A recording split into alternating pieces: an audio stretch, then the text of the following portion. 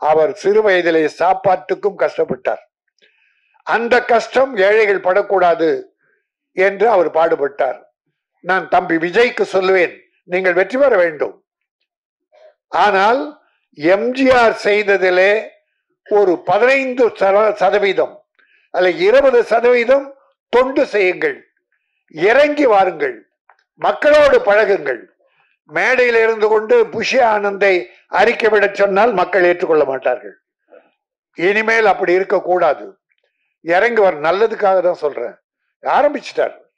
அதனால் நம்மில் ஒருவர். அதுக்கு முன்னால ஒரு கட்டிய கோட்டையாக திமுக இருக்கு. இன்னைக்கு தாய்மார்களுக்கெல்லாம் ஏராளமா நல உதவிகள் பண்ணிட்டு இருக்காரு, நல்ல காரியம் பண்ணியிருக்கார்.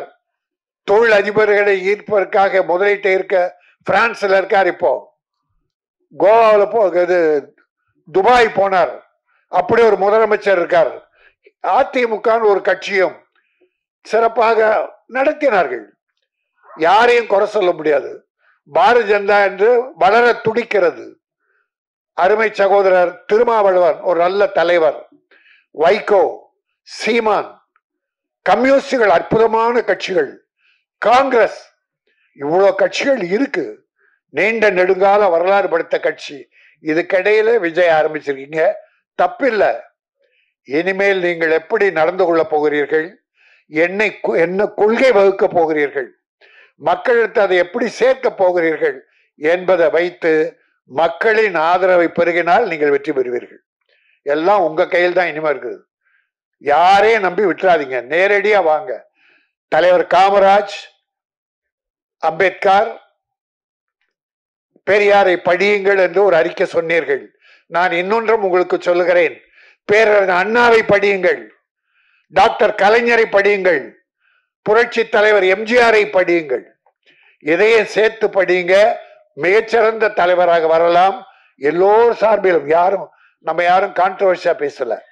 வந்துட்டார், நம்மில் சினிமா உலகை சார்ந்தவர். அவர் நல்ல சக்சஸ் ஆகணும்.